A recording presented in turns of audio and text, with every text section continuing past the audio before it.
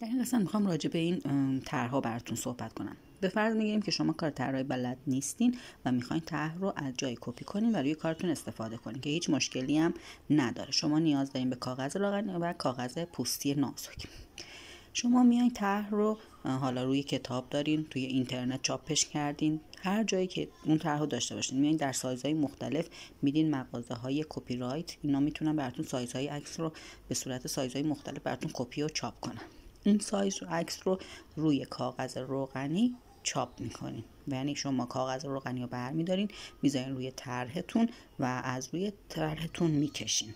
بعد میان چی کار میکنین؟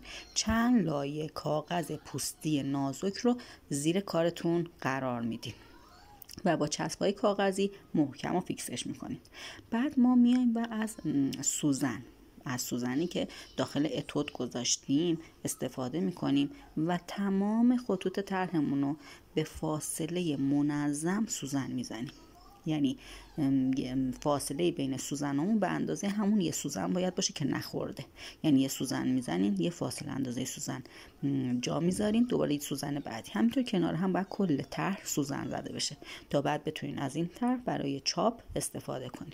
مثلا من طرح‌های مختلف مثل این طرح رو کشیدم که توی سینی، وسط سینی یا جاهای مختلف میتونین ازش استفاده کنین. یا مثلا اینم یکی از طرح که حالت سوزن زدنش رو مشاهده میکنین که سوزن رو برداشتم گذاشتم توی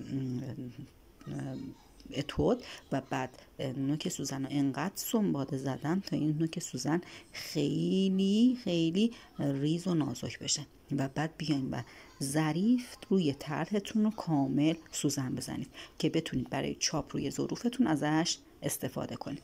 یکی این روش هست برای چاپ طرحتون روی ظروفتون، یکی این روش هست که خودتون بلد باشین و بتونین از طراحی استفاده بکنید و طرح رو بزنید. ولی این روش الان اصولی تره و همه جا دارن از همین روش استفاده میکنن. موفق و پیروز باشید.